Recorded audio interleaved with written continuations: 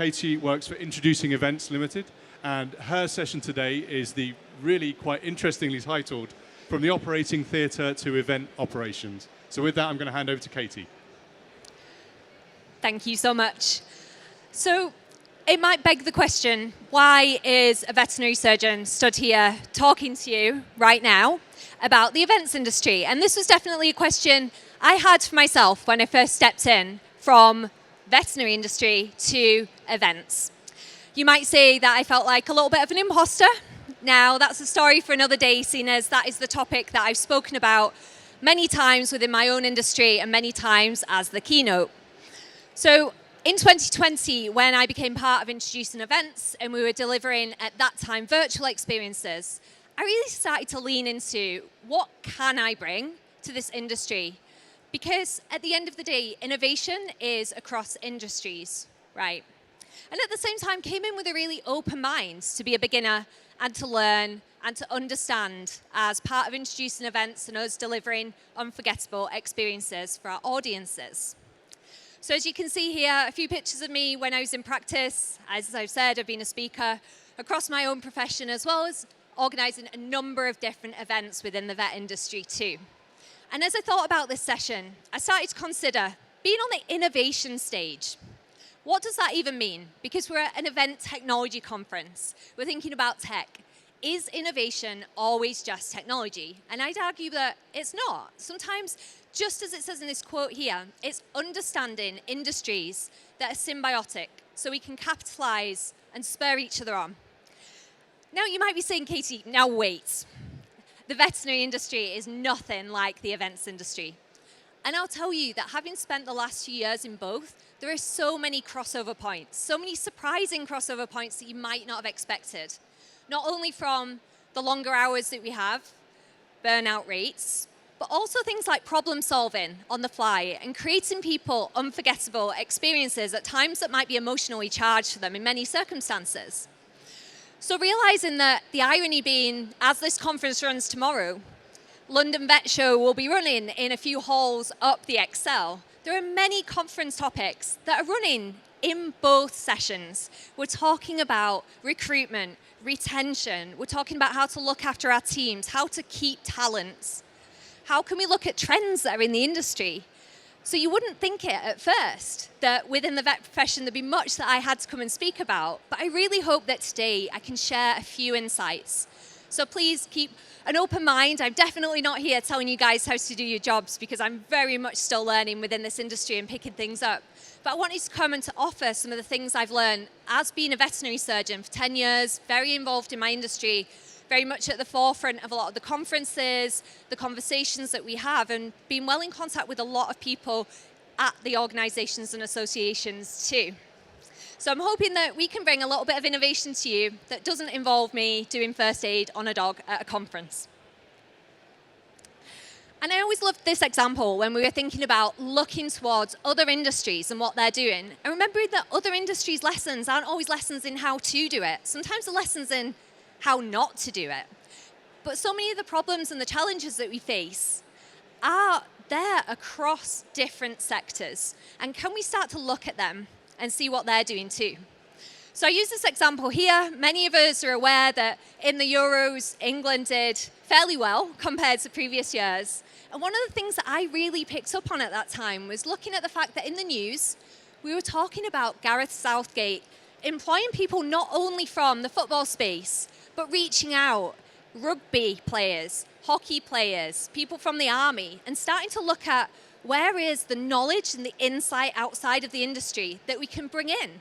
Yes, there are absolutely fantastic football players, there are fantastic football coaches, physios, but what if there's something that they're doing differently that we could bring in too? So there are three things that I've seen very much within my time within the veterinary space that I hope that I could offer, start discussions around, and see if it's something helpful that might be useful moving forward for the event space too. Whilst again, just saying, I am learning so much from you all. There are so many conversations I've listened to this morning that are absolutely happening across every other space too. So the first one is technology, yes, but let's not forget the humans that are using it. which is ironic in a way, being at the Event Technology Conference.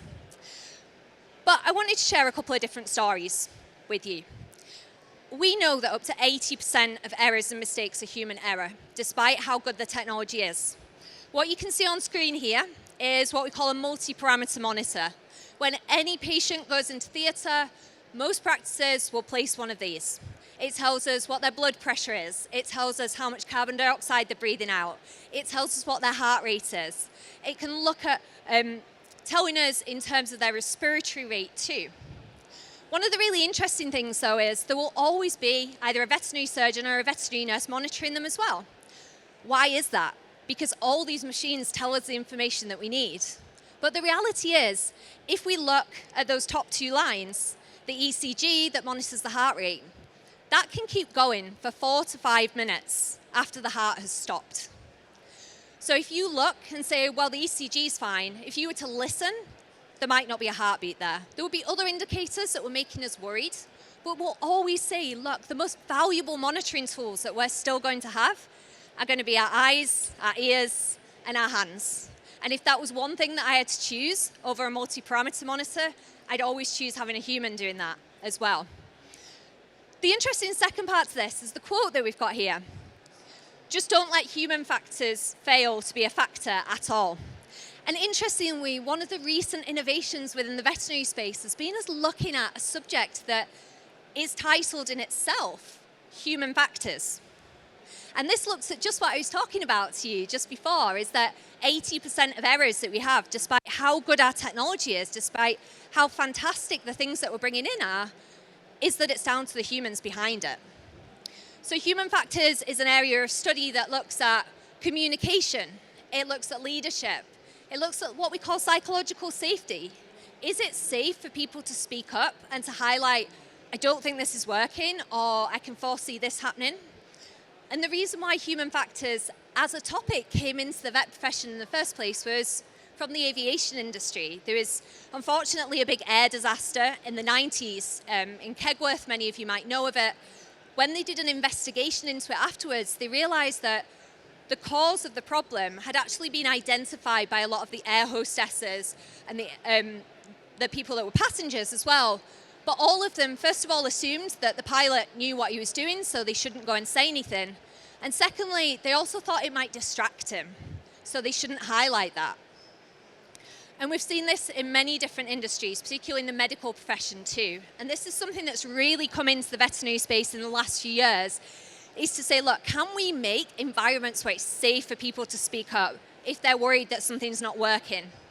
Can we make it that we are civil to each other? Because at the end of the day, we work in a high-stress industry quite often, where we're having to solve problems on the fly. And is it that those little tiny problems that are going on are actually ending up compounding and causing things that aren't spoken about? And also for us to bear in mind the well-being of the people that are using the equipment too. If we've got someone that's hungry and tired, you can have as much fantastic technology as we want, but if we're not making sure that the operators that are using it are on fine form, then we're essentially missing a trick. So that was one of the big innovations that we've had within the last few years, is to really look at the non-technical skills.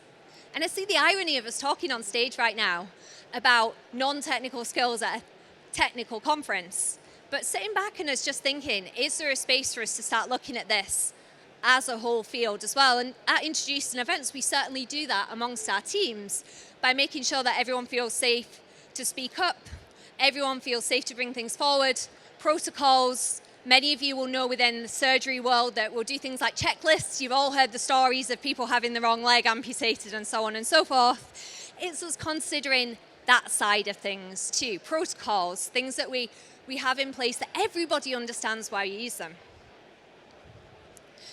The second insight, again, having worked in the veterinary profession for so long and coming into the event space, people are quite often emotional for different reasons. They've come in, maybe this is a big day for them, maybe they've had lots of things that have happened to them in the run-up to it. And quite often it means that people that acted in a very what appeared normal way every other day of the year might then act up, act strangely, act in a way that you wouldn't expect. And it's really easy for us to personalize that. I know certainly within the event space, when I've been there, we deal with the public, We also deal with the public in the veterinary space too. People are weird, people are strange, people act oddly. I'm sure we can all agree on that. But so frequently, when I was in practice as a veterinary surgeon, I'd have a client that I'd have many normal dealings with any other day of the week. Comes along the point where their pet is unwell, their pet has something unexpected happen, or even just for a procedure that they're worried about. Then suddenly they act in a way that you wouldn't normally expect.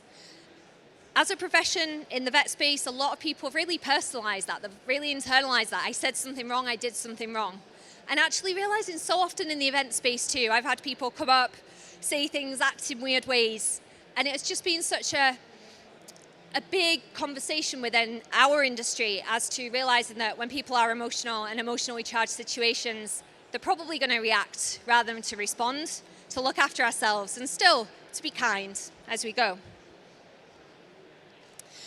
The third insight, without worrying anybody going for a surgical procedure anytime soon, we hear the term surgical precision. And when we think about delivering an event, I've heard people use this term as well. Like, we want to do it with precision, we want to do surgical precision. What does that actually mean? And it doesn't mean perfect. It actually means that we have a set of rules or a set of protocols or a set of ethics or standards by which we operate. And what do I actually mean by that? When I do surgery, I could plan and plan and plan, go through my anatomy again and again, have been to every CPD event that I could ever need to go to. And the reality was that I'd still come across something unexpected. We've all seen that in the event space, right, too? You've planned within an inch of your life and something weird happens. And at that point you think, should I have predicted this? What are we going to do about this now? And within not just the veterinary medical space, but within the surgical medical space too, we have some principles of surgery, which without teaching you all to be surgeons, I mean, you can all feel free, we can do a little masterclass around the back here. I'm not sure how legal it will be, but we'll see. We have 7 principles of surgery. So they involve things like gentle tissue handling. We've got to make sure that we're not really rough. I'm sure we'd all agree if we're to have our intestines operated on, we want someone to treat them with some kindness. We've got to look at what we call accurate tissue opposition, means that put things back how you left them, make sure everything's end to end, and minimal tension. We don't want things that are pulling. We look at conserving blood flow, we look at minimizing blood loss, we look at making sure we're sterile, we're aseptic, and finally what we call closing dead space. And that is 7 pieces of information you'll probably never need to know ever again. But just to show you that rather than us saying this is exactly how it's going to do and how it's going to go and what's going to happen once we're in that space, we consider how are we going to operate once we're in there? What are going to be the principles by which we operate on? How's that going to look? How are we going to make sure that this outcome is what we'd like it to be and it's not necessarily this square peg, round hole fit of perfect and how it should look? Because I see so many amazing events that have been created that people look back and reflect on and say, well, it didn't go right, didn't go how I would have wanted it to go. It just didn't plan out how I expected it to do. And then they end up negating themselves and stopping themselves being able to actually internalize how well it went. So this is something that when I stepped in and did a lot of operations, we sat down as a team and decided what are the operating principles that we want as a team that we're going to keep coming back to as well. So that was a really valuable insight and lesson in terms of just realizing it's not always about the outcome, it's about how we're doing it as well. And a lot of people don't realize that about surgery. They think it's just making sure that we cut the right place. It's about so much more than that as well. So really, the other thing that I just wanted to say as well is that learning is a two-way thing. I've learned so much from the events industry too. And one of the things that I think is really unique and is really valuable being a part of what you do is that you are forever a part of so many different industries. You are hosting conferences for different industries, you're hosting their exhibitions, you're filming their CPD. You've always got part of a foot in somebody else's camp. And it's such an amazing opportunity if you get the time and the capacity to sit and reflect and watch sessions from other industries and say, look, is there something that I could take from this that I could take back? Is there something that I can take from this that I don't want to take back, that is definitely not going to be something that I ever change, but it's been a lesson in itself? And I've always been so incredibly impressed by how the events industry in general has handled the last few years. You've really had to adapt, you've had to flex, you've had to change. Both the event industry and the veterinary industry have faced their own challenges. The vet industry were on the front line the whole way through. They definitely didn't get much press or publication. You guys, very much seeing my partner who started introducing events and is the guy that is interviewing everybody over there, I saw very much that he was left from pretty much February 2020 with nothing, and you have all had to adapt and had to pivot and had to change. And I think that's an incredible learning from this side as well. So in terms of us looking forward, they were the 3 lessons that I'd had. The human factors piece. So I was looking at the fact that so many of those errors that we have, despite having the most incredible, amazing technology, could be human-based. So how are we considering those human factors? How are we looking at how we're looking after our teams? Psychological safety, making sure we've got civility practices in place, leadership, how are different people communicating? How can we put all those things in place that the people behind the technology can function at their best? That second lesson that we had up there, in terms of emotional people in emotional situations are going to react emotionally, just considering that so often you are dealing with people in emotionally charged situations and that they're going to react in ways that maybe they wouldn't do any other day, and that doesn't take away from the incredible work that you're doing, just as it was for the veterinary space as well.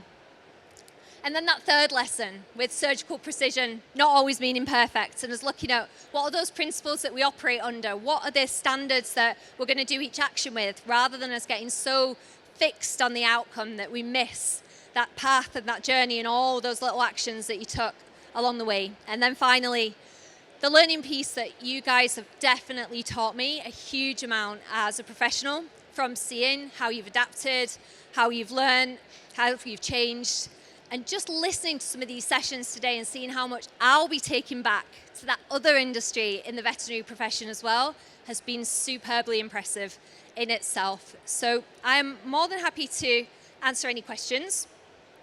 Thank you so much for coming along and listening to me, bring some insights from the veterinary space to here, and I've definitely taken many back as well. Thank you very much, Katie. Couple of questions came in. First one, are there any unique challenges to veterinary events? I think this is probably a challenge that does extend to a few other industries as well, but there is definitely a huge staffing crisis within the profession, so people getting time off to come to any event is really tricky.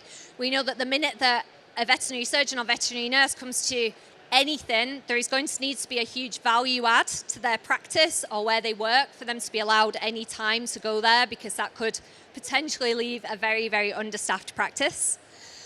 Again, we're looking at trying to target different species. That can be a challenge. The show that's going on just up the halls is one that is very brave in trying to make sure there's something for every single species. But I'd say that's probably the main challenge at the moment, similar to a lot of the challenges faced here is staffing. Our staff are leaving.